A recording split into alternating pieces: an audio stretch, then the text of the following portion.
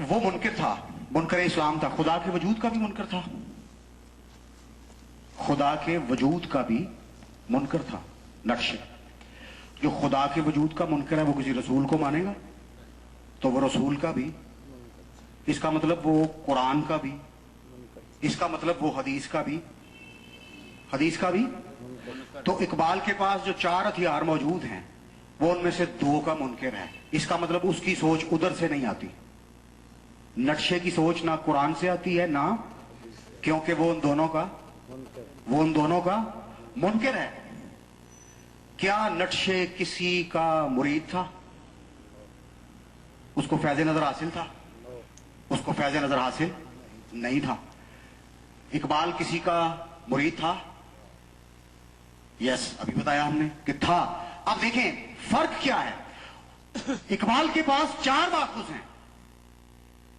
Selection के लिए area Iqbal के पास बहुत वसी है, बहुत वसी एरिया है। कुरान ही अकेला खत्म नहीं होता।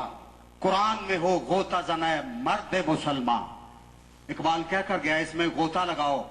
ये इतना बड़ा समंदर है कि तुम थक जाओगे, ये कभी खत्म होने में नहीं है, इसकी गहराई खत्म होने में नहीं आएगी। हां, अगर तुम सतह कुरान पर खेलते रहो, अगर तुम इस समंदर की सतह पर ही खेलना पसंद करो,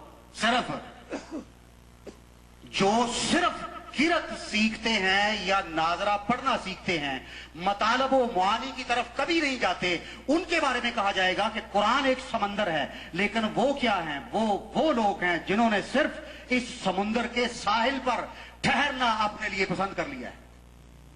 हालांकि करना क्या था कि इस समुंदर में क्या लगाना था, गोता लगाना था, लेकिन उन्होंने कभी नहीं सोचा कि इसके अंदर गोता लगाना है। वो साहिल पर ही खेल रहे हैं। और याद रहे, जो साहिल पर खेलना गवारा करते हैं उनके नसीब में पत्थरों और कंकरों के सिवा कभी कुछ नहीं होता है। साहिल के पत्थर ही मिलेंगे, साहिल के कंकर ही उनका नसीब है। वो लूलुए लाला जिसे इकबाल ने कहा है, वो नायाब हीरा, वो मोती, वो कहां है? वो इस समंदर की गहराई में है। वो साहिल पर खेलने वालों के बस की बात नहीं है। तो ये समंदर है भाई, यही खत्म नहीं होता। फिर ये 7 हदीस है। हदीस आज तक शायद ही कोई शख्स पैदा हुआ हो जो दावे के साथ कह सके कि जितने अल्लाह के रसूल के फरमान है मैंने उनके मफहूम को मुकम्मल तौर पर मैंने उसका इदराक कर लिया है। शायद ऐसा दावा किसी ने किया हो, मेरा नहीं ख्याल किया है। इतनी वुसअत हदीस की है। उसके बाद असरी उलूम है, उसके बाद मुर्शिद की निगाह का फैज है। और ये फैज करता हकीकत में क्या करता है? ये हकीकत में यही करता है मुर्शिद का फैज कि ये बंदे को कुरान और हदीस से हटने नहीं देता। मुर्शिद ना हो, कुरान और हदीस होने के बावजूद इस बात का इम्कान है कि तुम कभी कुरान से भी हट जाओगे, कभी हदीस से भी हट जाओगे।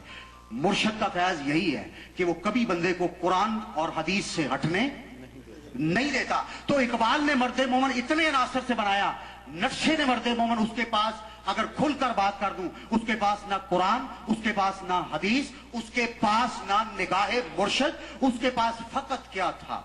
असरी अलूम थे। उसके पास सिर्फ असरी अलूम थे। उसने असरी अलूम में देखा ना कि फलां कौम ने फलां दौर में हमारे साथ बहुत बुरा किया था, हमारे कुछ ऐसे बंदे होने चाहिए यार, इनको कत्ल करके तबाह बर्बाद करके रख दें, ऐसा बंदा कोई होना चाहिए। और जिस बंदे ने ये सिफत होगी, फलां कौम से हमारा बदला ले सके, फलां तरफ को हमारी नजर से जा सके, रौंदता हुआ चला जाए इस तरफ से उस तरफ को, इस तरफ से उस तरफ को, तो ये सोचा नक्शे ने, ये बात उसके लाशऊर में बैठी। अब इसकी जो नेगेटिविटी है, इसकी जो मनफियत है, इस बात की जो शैतानियत है, उसको भगाने के लिए ना उसके पास कुरान था, ना उसके पास हदीस थी, ना उसके पास मुर्शिद का फैज था।